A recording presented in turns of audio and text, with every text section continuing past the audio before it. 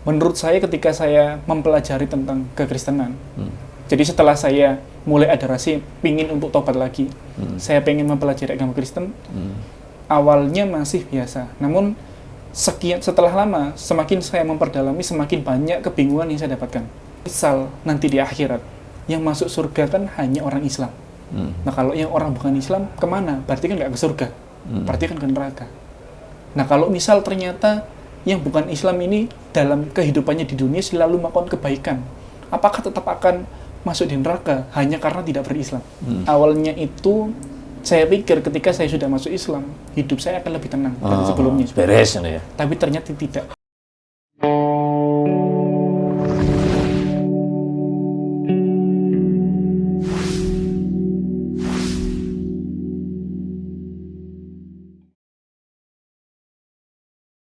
Assalamualaikum warahmatullahi wabarakatuh. Waalaikumsalam. Ya, jumpa kembali dengan Hidayatullah TV. Nah, sekarang saya ada di sebuah basecamp anak muda di Surabaya, di Better Youth. Di ini sebuah perpustakaan yang alhamdulillah bukunya cukup banyak ini. Di sini ditemani Mas Titus dan satunya Mas. Halo Mas.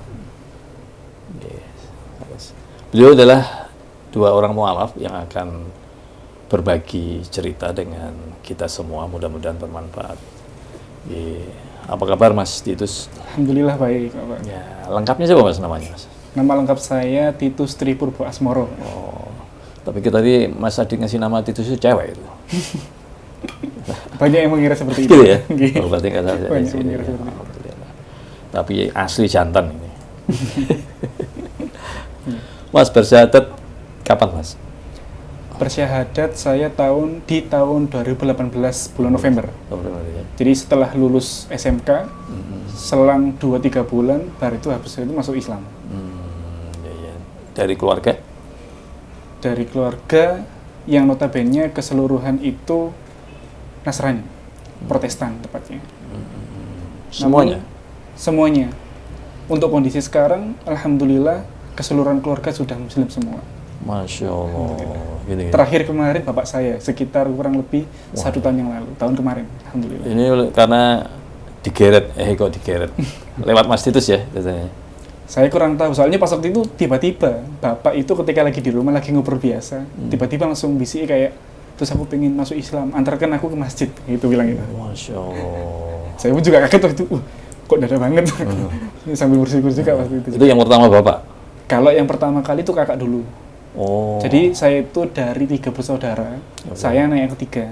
Nah yang pertama kali yang masuk Islam itu Mas dulu, kakak. Habis itu kakak yang kedua, baru saya, yang terakhir bapak kemarin.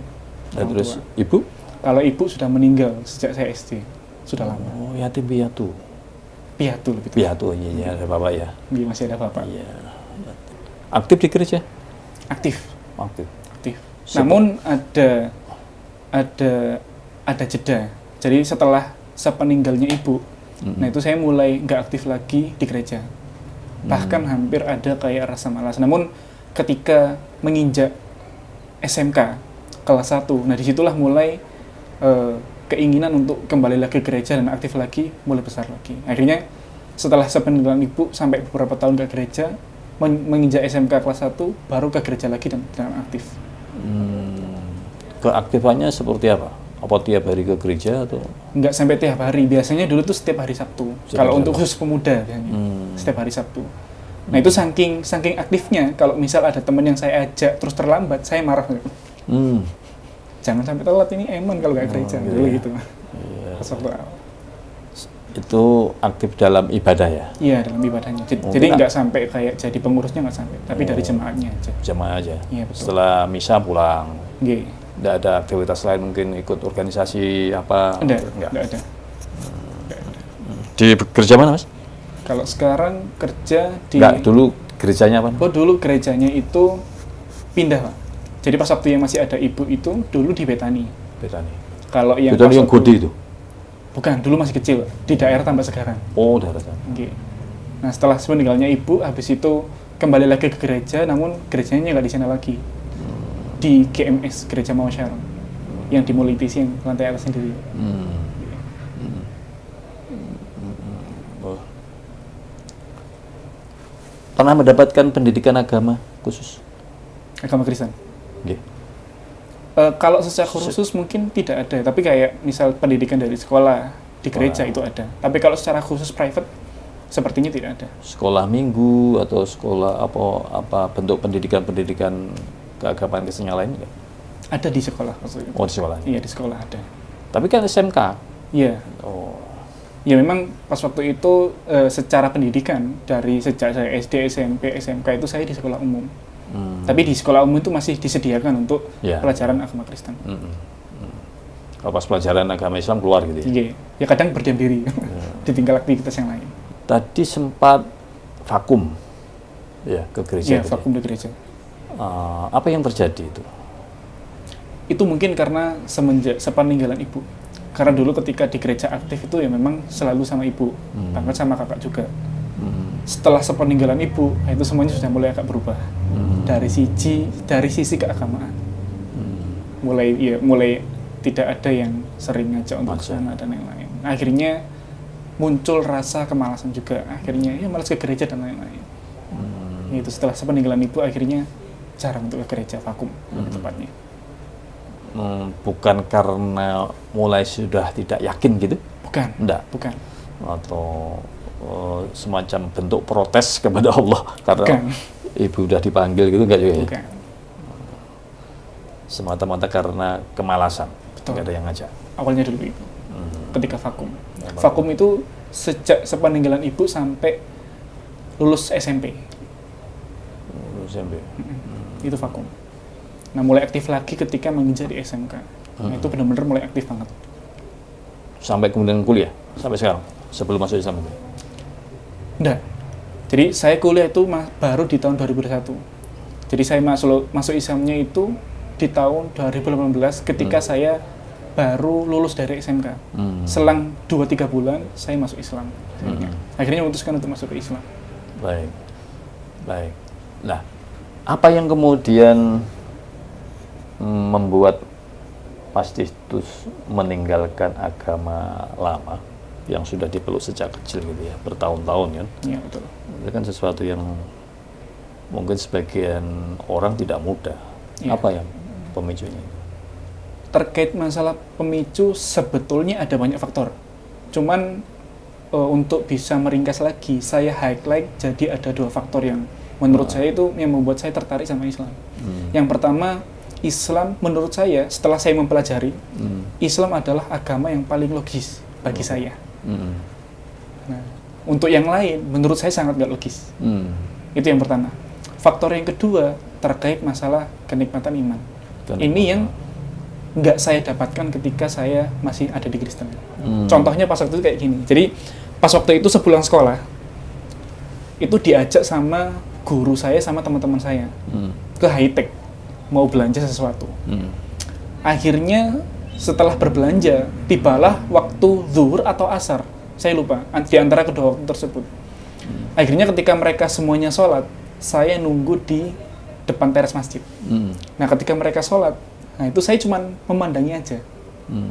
Nah, tapi ada kebingungan yang saya dapatkan pas waktu lihat. Nah, yang saya bingungkan adalah kenapa mereka yang melakukan ibadah, tapi kok aku yang merasakan tenangnya. Bahkan tenangnya itu sampai di rumah. Nah, itu menurut saya, itu nggak saya dapatkan ketika saya dulu di Kristen. Bahkan kenikmatan yang seperti itu. Ya ibaratnya kayak misal, saya ada teman saya makan bakso. Nah, baksonya enak. Harusnya yang merasakan kenikmatan bakso itu adalah teman saya yang makan. Nah, tapi bukan saya. Nah, tapi ketika melihat teman saya ibadah, mereka yang melakukan, tapi saya yang merasakan kenikmatan. Ikut merasakan nikmatnya. Nikmatnya itu kayak tenang, syahdu, ketenangan. Dan itu bahkan sampai ke rumah itu masih terasa. Dan itu yang membekas di hati saya. Kok bisa kayak gini ya? Sampai saya berpikir, saya yang memandang aja bisa tenang, apalagi teman saya yang melakukan. Nah, mudah-mudahan. Itu yang faktor yang keduanya. Gitu. Ya, tadi secara logika tadi ya, Islam lebih logis dibanding agama sebelumnya. Mungkin bisa memberi contoh itu, Mas. Contohnya itu, ini mungkin sebenarnya agak sedikit sensitif ya. Apa? Ini kan perbandingan agama. Betul. Jadi masalah. Menurut saya ketika saya mempelajari tentang kekristenan, jadi setelah saya mulai ada rasa pingin untuk tobat lagi, saya pengen mempelajari agama Kristen, awalnya masih biasa. Namun setelah lama, semakin saya memperdalami, semakin banyak kebingungan yang saya dapatkan. Contohnya, ketika pas waktu itu saya dapatkan bahwasannya di Alkitab itu menjelaskan bahwasannya kita itu dilarang untuk memakan hewan babi. Jelas di situ ada ayatnya. Tapi ketika saya lihat implementasinya, kenapa kok banyak yang memakannya? Ya, dan banyak hal lain juga. Dan yang terakhir yang saya bingungkan itu terkait masalah Trinitas. Itu yang paling saya bingungkan. Bahkan ketika saya coba untuk tanya ke guru saya, itu jawabannya menurut saya nggak logis. Yang pada akhirnya terakhir, karena mungkin tidak bisa menjawab dan memuaskan dari apa yang saya tanyakan, saya hanya dipaksa untuk percaya saja. Pokoknya beriman. Pokoknya beriman. Gitu. Kamu nggak perlu tanya apapun kayak gitu. Yang penting kayak gitu, konteksnya kayak gitu, kamu harus beriman. Nah, menurut saya itu nggak logis banget. Nggak logik, bagaimana nggak masuk akal. Namun ketika saya mempelajari Islam, itu ketika apapun yang saya tanyakan, itu dijawab dengan sangat logik.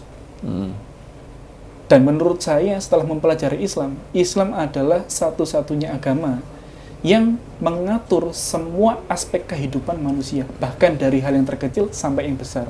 Agama yang lain nggak ada yang seperti itu. Waktu itu soal Islam apa yang ditanyakan?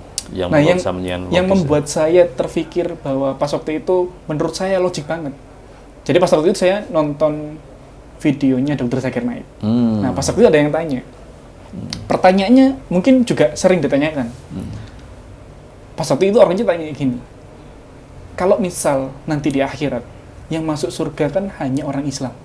Nah, kalau yang orang bukan Islam kemana? Berarti kan nggak ke surga. Berarti kan ke neraka. Nah, kalau misal ternyata yang bukan Islam ini dalam kehidupannya di dunia selalu melakukan kebaikan, apakah tetap akan masuk di neraka hanya karena tidak berislam? Nah, pas waktu itu, pertanyaan ini masuk akal ya. Dan juga penasaran. Nah, dijawab simpel sama Dr. Zakir Naik pas waktu itu. Beliau menjawabnya kayak gini. Ibarat misal nih, kamu ketika ujian, nilai kamu bagus banget. Kamu pengen lulus di kampus A misal. Terus kamu ikut ujian, dan itu nilaimu kamu bagus. Tapi kamu nggak daftar di kuliah itu, kira-kira kamu bisa lulus dari kuliah itu nggak? Dari kampus itu? Enggak. Karena dia dari awal sudah nggak daftar. Gimana dia mau bisa lulus dari kampus itu? Meskipun ujiannya bagus. Nah, itu menurutku itu juga salah satu yang nggak saya dapatkan ketika saya masih di Kristen. Karena setiap jawabannya itu ya hanya berdasarkan kamu harus beriman dan lain-lain. Tapi ketika di Islam, para ulamanya menjawabnya itu dengan secara logik banget. Dan menurut saya, wah ini menarik. Nah, dari situ akhirnya mulai belajar lagi. Aku kok mulai tertarik sama Islam. Soalnya setiap apapun yang dijawab, itu jawabnya nggak hanya berdasarkan dalil, nggak hanya berdasarkan Al-Quran, nggak berdasarkan hanya sunnah dan lain-lain, tapi dijelaskan secara logik juga. Bahkan secara sense, itu benar. Salah satu contoh ya, kayak terkait masalah ilmu kedokteran. Di Quran itu jelas memperlihatkan proses dari manusia itu kenapa kok bisa lahir. Mulai dari bertemunya sperma sampai dan lain-lain, hingga sampai beliau lahir. Nah, di Quran itu jelas. Padahal di zaman dulu itu nggak ada ilmu kedokteran seperti itu, tapi di Quran bisa dijelaskan. Nah, itu masuk akal. Ya. Ini kembali ke tadi Trinitas, Mas. Betul. Dalam persepsi Mas Titus waktu itu yang membingungkan Mas Titus itu apanya dari konsep Trinitas itu? Ya dari konsepnya itu sendiri, 3 dalam 1. Nah, itu yang membuat saya sampai sekarang nggak paham apa yang dimaksud. Waktu itu pemahaman Mas Titus seperti apa tuh? Sebenarnya tidak ada pemahaman secara spesifik, tapi hanya kebingungan saja. Apa yang dimaksud 3 dalam 1, gitu kan? 3 dalam 1, 1 dalam 3. Nah, dan itu setiap saya tanyakan, itu nggak ada jawaban yang memuaskan saya. Dan jawabannya nggak ada yang logik banget bagi saya. Karena dulu itu saya tipe orang yang pakai logik banget, pakai akal banget.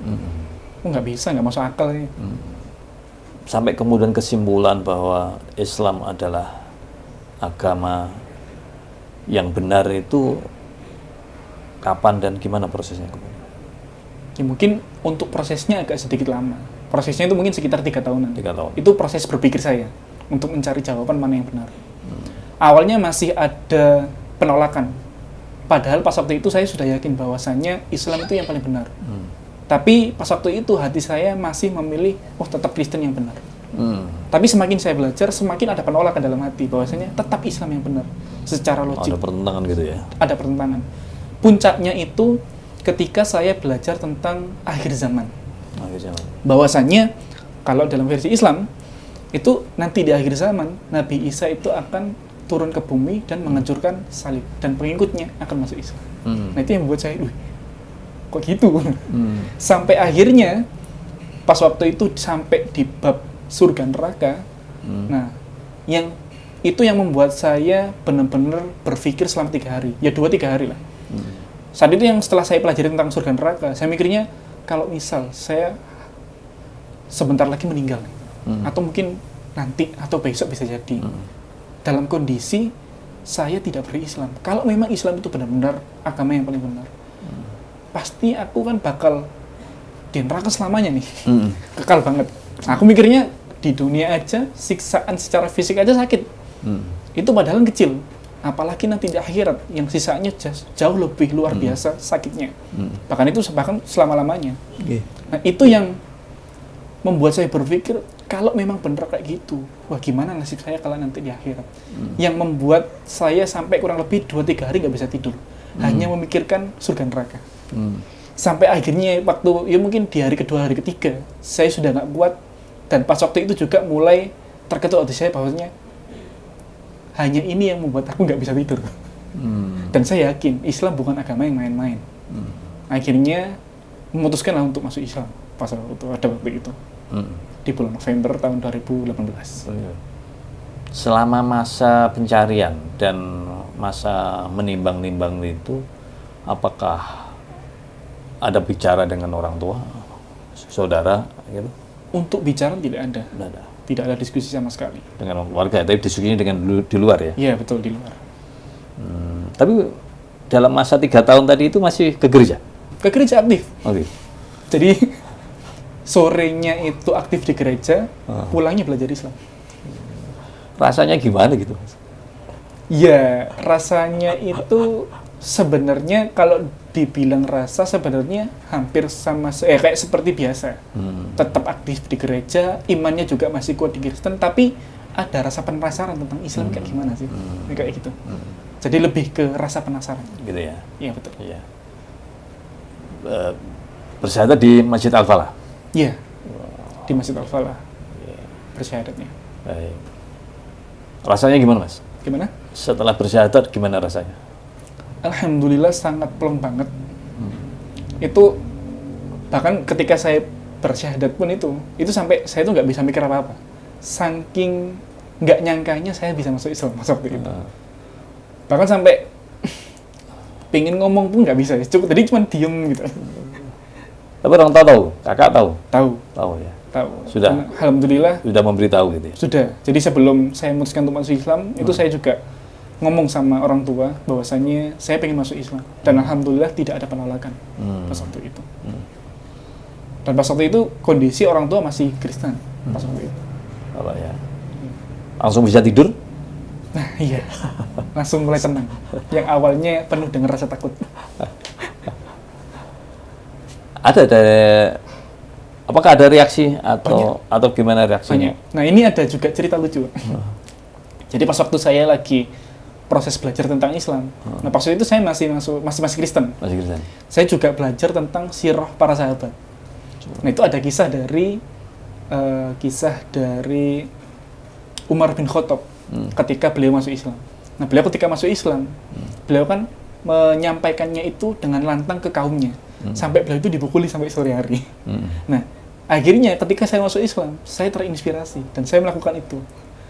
Jadi di setiap grup agama yang saya ikuti, saya langsung bicara dengan lantang bahwasanya saya sudah menemukan jalan kebenaran. Kayak gitu maksud itu.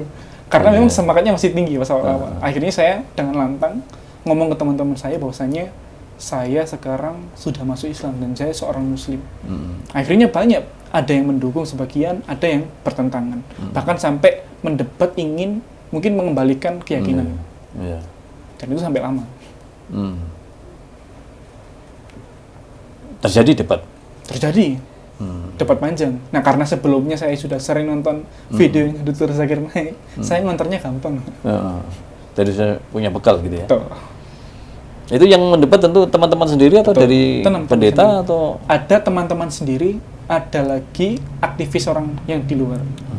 Bahkan pas waktu itu ada teman tiba-tiba ngomong, Mas ini ada temanku yang pengen wawancari orang mu'alaf. Terus aku inget sampean, makanya tak arahkan sampean.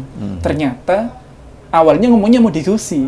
Tak pikir pengen belajar Islam, ternyata ujungnya adalah debat. Dan ternyata ini tuh banyak banget orang-orang yang itu. Awalnya pengen ngomongnya diskusi, tapi ujungnya malah berdebat. Itu banyak. Nah, biasanya atau bukan biasanya, yang mereka sampaikan apa, Mas? Ya terkait masalah Yesus itu Tuhan, kayak gitu. Ya saya bilang, kapan Yesus ngomong di beliau itu Tuhan sendiri? Nggak ada. Bahkan ketika beliau membangkitkan orang mati, beliau selalu berkata bahwasanya ini atas izin Bapakku. Nggak ada, ini atas kehendakku sendiri, nggak ada beliau. Nabi Isa itu ngomong kayak gitu nggak ada. Yesus nggak pernah bilang kayak gitu. Tapi mereka mengakui bahwasanya Tuhan itu Yesus. Padahal Yesus sendiri tidak pernah mengakui bahwa dirinya Tuhan. Yang ada itu sahabatnya yang mengakui mungkin dari perkataan, bukan dari beliau sendiri. Nah, kebanyakan mendapatnya dari situ. Jadi mereka mencoba meyakinkan, menjelaskan kembali konsep Trinitas itu ya. Iya. Tapi karena apa yang mereka jelaskan itu sama seperti sebelumnya, tidak ada yang masuk akal bagi saya, ya maka saya tetap menolak. Dan saya tetap yakin bahwasanya Islam yang paling benar. Logik bagi saya soalnya. Dari sisi penjelasan dan juga pemahaman. Tantangan yang paling berat ketika awal-awal menjadi muslim apa, Mas? Ada nggak? Banyak, Pak. Jadi dulu itu ketika baru pertama kali masuk Islam, itu ada sedikit di luar ekspektasi saya. Awalnya itu saya pikir ketika saya sudah masuk Islam, hidup saya akan lebih tenang dari sebelumnya. Beres ya. Tapi ternyata tidak. Justru malah banyak ujian. Mulai dari sisi ekonomi, dari segi keluarga, pekerjaan, bahkan yang lainnya juga. Bahkan sampai hampir memunculkan rasa keraguan. Namun alhamdulillah Allah tolong. Nggak sampai itu terjadi. Berat banget. Bisa diceritakan, Mas, apa tuh bentuk ujiannya yang paling berat yang sampai rasakan sehingga sampai muncul rasa ragu kembali? Jadi dulu itu saya sempat hampir setahun itu nggak kerja. Nggak kerja? Jadi pengangguran. Jadi selama setahun itu saya nyoba untuk ngelamar sini, ngelamar sana, dan lain itu nggak ada yang ketemu. Sebelumnya kerja? Enggak. Jadi setelah lulus, setahun itu saya nggak kerja. Bener-bener interview sini, interview sana, ujung-ujungnya nggak keterima. Itu hampir 1 tahun. Nah itu yang membuat saya semakin stres. Soalnya kan ya berat juga jadi pengangguran, sungkan juga minta-minta ke keluarga juga, apalagi sudah lulus gitu kan, apalagi SMK gitu kan, yang siap kerja. Nah itu hampir setahun, masalah ekonomi, pekerjaan, bahkan juga ya ada sedikit konflik problem di rumah gitu kan. Nah itu yang menurut saya, ya mungkin sebelumnya nggak pernah saya alami, dan itu ditumpahkan jadi satu. Namun ada titik balik ketika saya tetap bertahan dalam kondisi ujian itu. Jadi pas waktu itu tiba-tiba ada perasaan saya pengen baca Quran. Dalam kondisi masih diuji. Akhirnya setelah sholat zuhur, saya ke bagian belakang masjid, saya ambil Quran. Tanpa saya rencanakan saya mau buka surah apa, saya langsung buka aja Quran seperti itu. Akhirnya yang saya buka itu kedapatan Quran surah Al-Baqarah. Saya lupa ayatnya yang ayat berapa. Namun isinya kayak gini. Ibarat Allah itu langsung negur saya. Jadi di isi Qurannya itu bilangnya kayak gini. Apakah kamu mengatakan kamu beriman? Bahwasanya kamu masih belum diuji seperti orang-orang terdahulu. Wah, itu langsung kena ke saya. Iya, aku mengatakan aku beriman, aku sudah memilih Islam. Tapi ketika aku diuji kayak gini, kok aku malah lemah. Nah itu yang membuat tamparan bagi saya, akhirnya menjadi titik balik untuk semangat lagi dalam ibadah, dalam belajar lainnya. Dari seluruh peribadatan Islam yang awal-awal ya dulu ya, yang paling berat apa, Mas? Yang paling berat bagi saya waktu itu puasa. Puasa. Jadi pas waktu Ramadan pertama kali, kalau bisa diibaratkan, itu kayak ibarat saya hampir mati Pak. Rasanya, karena nggak kuat. setiap hari harus puasa, apalagi dalam kondisi yang panas itu, gerah. Dan sebelumnya nggak pernah seperti itu puasanya. Itu berat bagi saya. Kalau bisa diberatkan, seolah kayak hampir mati Pak. Pas waktu Ramadan pertama kali itu yang menurut saya berat untuk saya lakukan di awal-awal puasa. Tapi tetap puasa kan? Alhamdulillah tetap puasa. Ya dengan memaksakan diri pastinya. Mungkin pesan terakhir saya cuman satu. Jadi untuk teman-teman yang sekarang sudah mendapatkan nikmat yang paling besar, yaitu nikmat Islam, maka jangan sampai nikmat itu keluar, apalagi sampai pergi dari teman-teman sekalian. Karena di luar itu banyak orang-orang yang nggak dapat itu. Bahkan dikasih, mereka nggak mau ambil. Padahal itu sesuatu nikmat yang besar. Jadi untuk teman-teman yang sudah mendapatkan nikmatnya ibadah, nikmatnya iman, harus benar-benar dipegang dan istiqomah. Karena untuk mendapatkannya itu susah banget. Saya butuh waktu 4 tahun supaya bisa mendapatkan nikmatnya Islam. Apalagi teman-teman yang sudah Islam dari lama, maka itu harus diperjuangkan. Masya Allah. Ya mungkin itu pesan-pesan dari saya. Ya, baik. Terima kasih Mas Titus. Mudah-mudahan pesan itu menjadi inspirasi bagi kita semua. Kadang-kadang karena merasa sudah Islam sejak lahir sehingga lupa bahwa itulah nikmat terbesar gitu ya. Betul. Mudah-mudahan bermanfaat bagi saya terutama Mas Titus, dan mudah-mudahan juga bermanfaat bagi Mas Titus. Mudah-mudahan Allah terus menguatkan keislaman dan keimanan Mas Titus dan kita semua. Amin. Ya, wabillahi taufiq wal hidayah. Assalamualaikum warahmatullahi wabarakatuh. Waalaikumsalam warahmatullahi wabarakatuh. Ya, Mas. Masakan istimewa.